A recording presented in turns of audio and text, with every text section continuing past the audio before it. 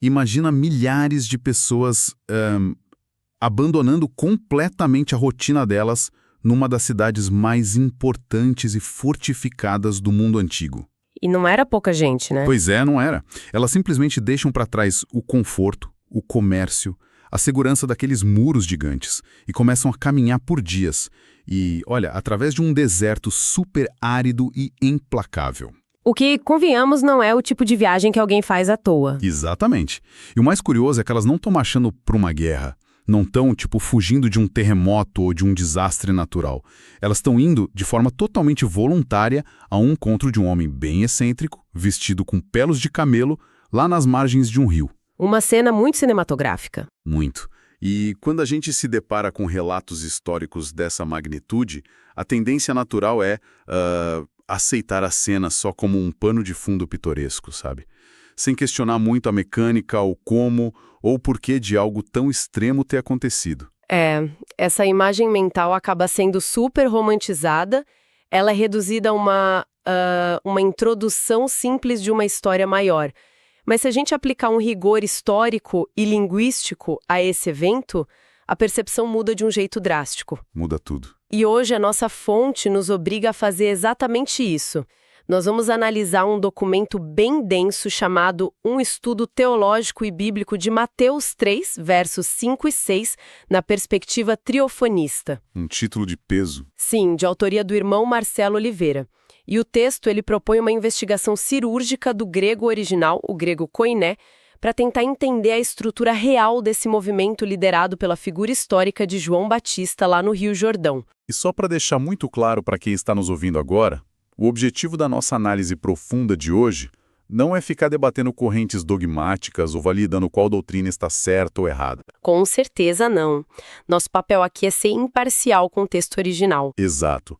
A nossa missão aqui é observar como essa dissecação de verbos, de preposições e até mesmo da geografia do local, como tudo isso pode virar de ponta cabeça o nosso entendimento clássico sobre esse evento. Estou muito empolgada para entrar nisso. É fascinante mesmo. Porque, além das palavras em si, o autor usa essas ferramentas acadêmicas para redefinir a própria natureza da palavra arrependimento. E, de quebra, ele propõe uma tese muito ousada sobre o real propósito de um dos rituais mais famosos do mundo ocidental. Bom, estou preparada para a gente mergulhar nisso. O estudo se concentra primariamente em 2 versículos do Evangelho de Mateus. E o que o irmão Marcelo Oliveira faz é desmontar a fraseologia antiga para revelar causas de efeitos que geralmente passam em branco nas traduções que a gente lê hoje em dia. Aqueles detalhes que se perdem na tradução, né? Isso. E antes mesmo de chegar no rio em si, o autor foca nas margens, na composição social daquela massa de pessoas.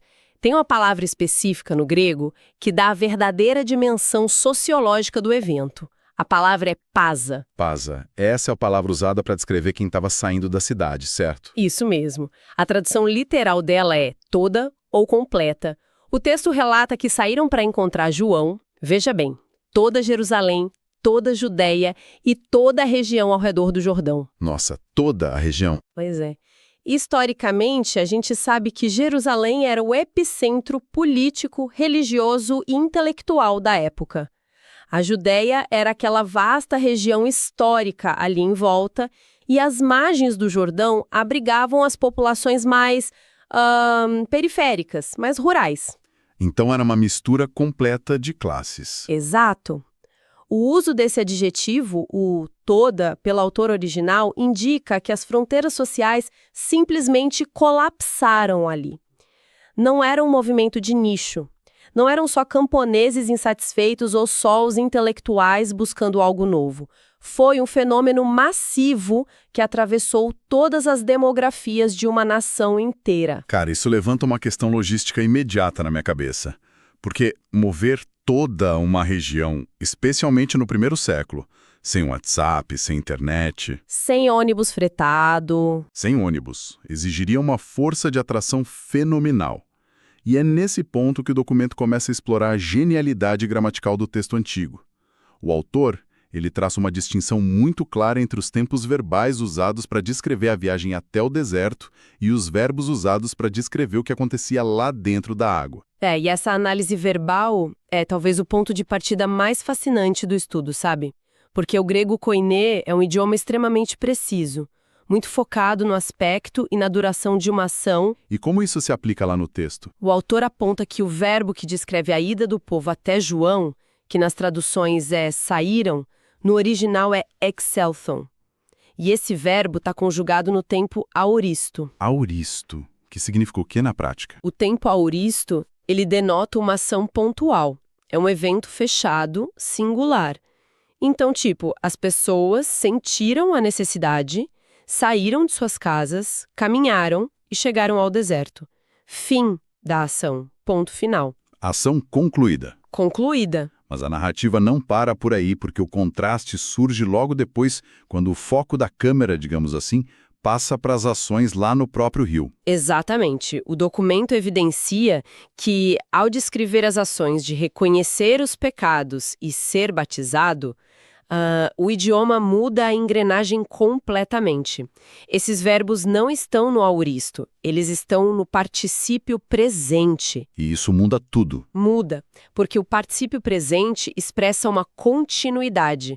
Não é uma ação que começa e termina num único momento. É um processo contínuo, uma prática que fica em andamento. Espera aí, vamos desvendar isso para garantir que a mecânica fique bem clara para quem está acompanhando a gente. É um pouco como o processo de decidir adotar um estilo de vida diferente, sabe? Como assim? Digamos que exista o desejo de ter uma saúde melhor. O ato de ir até a cozinha num domingo à noite, abrir a despensa e jogar fora toda a comida ultraprocessada, os doces, os salgadinhos, isso é uma ação pontual. Certo. Aconteceu e foi concluída ali naquela noite. Esse seria o equivalente ao aoristo. Saíram de casa e chegaram. Perfeito. Mas o ato de se alimentar de forma equilibrada, de praticar exercícios, de se manter atento aos próprios hábitos a partir daquela segunda-feira de manhã, isso é um esforço diário. Não acaba, é contínuo. Sim, exige manutenção. Isso seria o particípio presente. Então, a viagem até o deserto foi como esvaziar a despensa. Aconteceu, a galera chegou lá.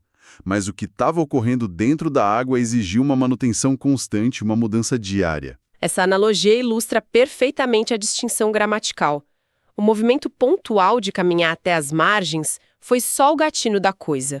A verdadeira exigência estava nesse particípio presente, na continuidade. Faz muito sentido. E o Marcelo Oliveira utiliza essa dinâmica, de um movimento voluntário massivo para estabelecer uma crítica bastante severa aos métodos contemporâneos de comunicação e atração, especialmente dentro de contextos religiosos modernos. Sim, o texto entra em umas questões bem atuais. Entra. O estudo argumenta que a humanidade, ali na narrativa de Mateus, se moveu por uma necessidade interna profunda. A ação de sair partiu deles mesmos, do povo. Uau, sobre isso. Ele descreve a diferença entre esse movimento antigo e certos métodos atuais, criticando líderes que agem, nas palavras dele, como feirantes em final de feira, com mercadorias encalhadas, querendo induzir forçadamente clientes a comprar. Nossa, é uma imagem muito forte. Muito forte. E o ponto central do autor ao usar essa imagem, do feirante, é demonstrar que a premissa de um relacionamento genuíno com o divino requer que a iniciativa parta da condição humana. O reconhecimento tem que vir de dentro. Sem ninguém gritando na orelha. Isso. O movimento em direção ao deserto foi magnético justamente porque não houve coerção. Não teve tática de marketing, não teve persuasão forçada. O aoristo que a gente citou indica que a decisão foi tomada internamente, lá nas casas deles, antes mesmo de o primeiro passo ser dado na estrada. Entendi. Agora, se essa multidão imensa viajou de forma tão convicta e voluntária para longe do conforto, a questão lógica que se impõe é o que de fato envolvia essa ação contínua lá no Rio? Porque há uma ideia generalizada na cultura de que o ato era só um banho cerimonial rápido, tipo um pedido de desculpas interno para Deus e pronto. Uma coisa bem individual, né? Mas o texto traz à tona outra palavra grega, a palavra exomologomenoi. E a definição dessa palavra quebra completamente essa ideia de uma reflexão introspectiva e silenciosa. Quebra mesmo. A etimologia dessa palavra exige exteriorização. O prefixo e a raiz formam um conceito que transcende o mero remorso, aquela culpa internalizada, sabe? Sei. O estudo esclarece que a admissão de falhas precisava ser audível, precisava ser relacional. Ela exigia uma dimensão pública e, consequentemente, uma reestruturação do comportamento no convívio em sociedade. Que não deveria ser nada fácil. Imagina, no contexto cultural do Oriente Médio, no primeiro século, a sociedade operava sobre um rígido sistema de honra e vergonha. Então, expor falhas publicamente era um risco social altíssimo. Você podia ser arruinado. Destruir a própria reputação em segundos. Exatamente. Por isso que só um movimento coletivo daquela escala, o Pança, ou seja, toda a região, só isso poderia criar o ambiente seguro e necessário para que essa vulnerabilidade acontecesse, sem destruir a vida de um indivíduo isolado. Todo mundo estava no mesmo barco, confessando junto. Isso. Então a ideia de sentir culpa na calada da noite, deitado na cama, sem alterar a maneira como você trata o vizinho no dia seguinte, ou como conduz os negócios no mercado, isso falharia miseravelmente no teste desse particípio presente grego. Falharia, com certeza. A mudança precisava ser provada publicamente todo dia. E a escolha do local para esse exercício de vulnerabilidade coletiva, o Rio Jordão, também não parece ter sido por acaso, né? O estudo aponta um detalhe geográfico intrigante sobre esse rio onde tudo isso estava rolando. Sim. O autor investiga a própria etimologia do nome Jordão. E a raiz do nome traz o significado de aquele que desce. Aquele que desce. Isso. E geograficamente faz sentido. O Rio Jordão flui de áreas bem altas e ele deságua lá no Mar Morto, que é o ponto de menor elevação na superfície de toda a Terra. É o lugar mais baixo do planeta. Exato. Então a geografia física do rio reflete perfeitamente a proposta espiritual e psicológica do evento ali. Mergulhar nessas águas, conhecidas como aquelas que descem, é interpretado no documento como a materialização do esvaziamento do ego. Uau! Um simbolismo fortíssimo. Muito forte para adotar aquela nova postura exigida pelo particípio, presente contínuo. O orgulho da pessoa, a posição social dela, o velho eu, tudo isso precisava descer, precisava ser submerso. Olha, até aqui, a arquitetura lógica do evento faz todo o sentido do mundo.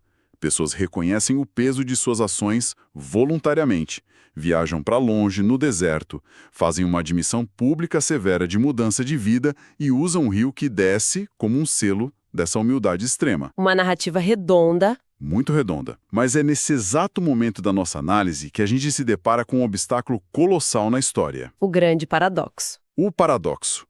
Porque se essa imersão era especificamente e logicamente reservada para pessoas que precisavam confessar erros e mudar de atitude pública, por que a figura de Jesus de Nazaré entra nessa mesma água?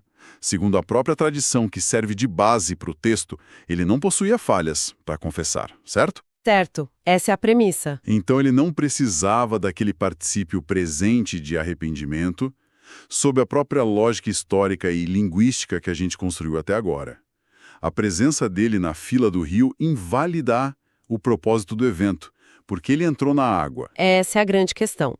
E o choque diante dessa inconsistência aparente não é só uma dúvida moderna nossa. O documento ressalta que o próprio João Batista detectou a contradição ali, na mesma hora no primeiro século. Ele percebeu que não encaixava. Sim. O texto bíblico relata que João tenta impedir a imersão de Jesus justamente por entender que a equação não fechava. Alguém considerado imaculado não deveria, em tese, participar de um rito voltado exclusivamente para a admissão pública de falhas e pecados. Faz sentido a recusa de João. Faz. E a resposta de Jesus a esse impedimento de João, que a gente encontra lá em Mateus 3, versículo 15, é basicamente o epicentro da tese mais contundente do irmão Marcelo Oliveira neste estudo todo. A famosa frase, a resposta dada é: deixa por agora, porque assim nos convém cumprir toda a justiça. O problema que eu vejo aqui é que a palavra justiça, hoje em dia, ela é super carregada de significados judiciais, sociais, do tipo tribunal civil, sabe? Que talvez não se apliquem de forma alguma àquele momento histórico. como é que o documento destrincha essa afirmação para resolver esse paradoxo? O autor propõe uma fragmentação analítica bem precisa de toda a sentença. Ele quebra a frase, começando pelo deixa por agora. A palavra deixa indica uma concessão. Uma permissão. Isso. Jesus não está impondo uma ordem tirânica, tipo, eu mando e você obedece cego. Ele pede que João ceda na sua objeção. Mas o detalhe fundamental está na expressão por agora. Por agora. O estudo argumenta que essa escolha de palavras estabelece um prazo de validade imediato para a ação, por agora e não para sempre. Não sugere a fundação de um ato que deveria ser repetido perpetuamente por toda a humanidade através dos séculos, mas sim a abertura de uma exceção estrita, apenas para aquele momento histórico específico. Entendi. O que já prepara o terreno para a próxima parte da frase. Porque se era uma exceção temporária, precisava haver um motivo muito bom e inegável para quebrar a regra. E é aí que entra o porque assim nos convém. Tá, e o que isso quer dizer, na visão do autor? A análise ressalta que o termo nos convém revela, na verdade, um acordo de intenções entre eles. Não era uma adequação a um padrão moral genérico, do tipo fazer o que é certo para dar o exemplo. Era a submissão a uma necessidade premente daquela conjuntura ali. Uma missão específica. Exato. E essa necessidade nos leva à conclusão da frase, cumprir toda justiça. E é exatamente aqui que o estudo se distancia de grande parte da exegese teológica tradicional. Pois é, porque muitos interpretam essa justiça como Jesus chancelando o batismo nas águas como um rito sagrado, uma instituição para todas as gerações futuras, uma forma de dar o exemplo para o mundo. Mas o irmão Marcelo Oliveira vai por um caminho muito diferente. Muito diferente. O argumento que é fortemente defendido pelo autor é que a justiça mencionada ali não tem absolutamente nada a ver com a criação de uma liturgia cristã contínua. Nenhuma intenção de criar um ritual perpétuo. Não, segundo o autor, não. Para entender o que era de fato essa justiça, o documento cruza essa narrativa do Evangelho de Mateus com o relato que está lá no Evangelho de João, no capítulo 1, versículo 31. O que diz lá? Lá fica estabelecido que João Batista recebeu uma ordem direta do divino com um único propósito final. Ele devia imergir as pessoas nas águas até que um sinal bem específico fosse manifestado. Ah, o sinal. Sim. O sinal era a descida visível do Espírito Santo sobre uma pessoa específica. E isso revelaria a identidade do Messias para a nação de Israel. Era esse o objetivo. Ou seja, a missão do João Batista tinha uma função quase que mecânica de revelação, né? A água era só a ferramenta, o meio físico, para que o sinal pudesse ser ativado e visto por todo mundo. Perfeito, é bem isso. Então, se a gente conectar isso ao cenário de Mateus 3, a lógica da tese do autor se torna cristalina. Pensa comigo. Se Jesus batesse o pé e se recusasse a entrar na água com o argumento de eu não tenho pecados para confessar, então eu não entro, a ordem que Deus deu a João Batista lá atrás jamais seria concluída. A tarefa de João ficaria no limbo, para sempre. Ficaria estagnada. Portanto, a justiça a qual Jesus se refere quando ele fala cumprir toda a justiça era puramente o ato de obediência incondicional àquela ordem divina específica e passageira que João recebeu.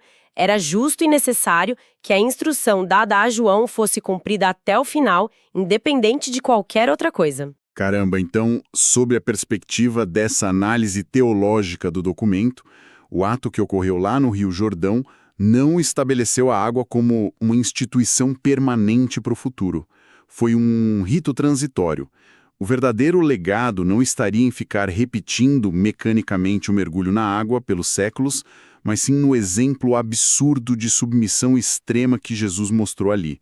Ele fez algo que não precisava, só para garantir que um propósito histórico e temporal do João se completasse. E isso levanta uma questão importantíssima sobre a interpretação de textos de forma geral. Como a gente disse no começo, nosso papel é relatar as ideias. O autor diverge frontalmente da teologia majoritária, que utiliza essa passagem como a base principal para a ordenança contínua do batismo nas águas. Uma quebra de paradigma bem grande para muita gente. Bastante. Ele não invalida as tradições dogmáticas em si, sabe? Mas ele critica o uso dessa narrativa gramatical em específico para ancorar essas tradições. Para o documento, o evento no Jordão começou com a purificação pública e contínua dos judeus e se encerrou como o palco de um sinal messiânico exclusivo. É uma desconstrução que prioriza muito mais a obediência à ordem daquele momento do que a tradição que se desenvolveu nos séculos depois. A jornada que a gente percorreu nesse texto hoje é muito louca. A gente foi de um detalhe gramatical minúsculo de verbos no grego antigo até uma reestruturação do significado de um capítulo inteiro da história ocidental. É o poder do idioma original. Sim. O particípio presente lá revelou que a busca pela mudança tinha que ser orgânica e, acima de tudo, contínua. Sem aquele empurrão forçado de feirantes modernos desesperados. O Rio Jordão emprestou sua própria geografia, sendo o rio que desce para simbolizar o fim do orgulho humano. E, no fim, a dissecação da resposta de Jesus evidenciou um paradoxo enorme que, segundo a lente do autor, se resolve perfeitamente na ideia de obediência a uma ordem restrita e temporal, e não na imposição de um rito para o futuro. E se observarmos o panorama geral, a grande figura que essa fonte entrega para a gente, a mensagem que transcende a própria exegese técnica, é a de que as exterioridades, os rituais, eles só possuem valor autêntico quando estão ancorados numa verdade interna e no cumprimento de propósitos reais. Não adianta fazer só por fazer. Exatamente. A água pela água ou a caminhada no deserto só pela caminhada não sustentariam o peso histórico desse evento se as pessoas ali não fossem movidas por decisões genuínas de transformação e de obediência prática. O que, para mim, abre um espaço para uma reflexão muito incisiva, fundamentada justamente nesse conceito de ritos transitórios que o estudo trouxe. Porque, olha só, se um evento de dimensões tão colossais, que moveu capitais, províncias inteiras, que redefiniu o conceito de confissão pública lá na antiguidade, e que envolveu atos de extrema submissão, pode ser desenhado apenas como um sinal transitório? Uma ferramenta com prazo de validade estrito. Isso, uma ferramenta temporária só para cumprir uma etapa da história. A grande provocação que fica para quem está nos ouvindo agora é: quantas estruturas ao nosso redor hoje podem estar exatamente nessa mesma categoria? Quantas práticas no nosso ambiente de trabalho, quantas regras dentro da nossa dinâmica familiar ou cultural, ou até costumes mega consolidados na sociedade, a gente continua a repetir mecanicamente até hoje, tratando tudo como se fossem leis eternas e imutáveis, quando na verdade essas coisas foram criadas apenas como soluções temporárias para resolver problemas de um momento que já ficou lá no passado. É uma provocação e tanto. Acredito que a habilidade de ler o contexto original de qualquer situação e reconhecer quando uma ferramenta já cumpriu seu propósito pode ser a verdadeira linha divisória entre manter um particípio presente ativo de inovação na vida ou viver aprisionado, repetindo ações no piloto automático achando que está fazendo a coisa certa. Pense nisso.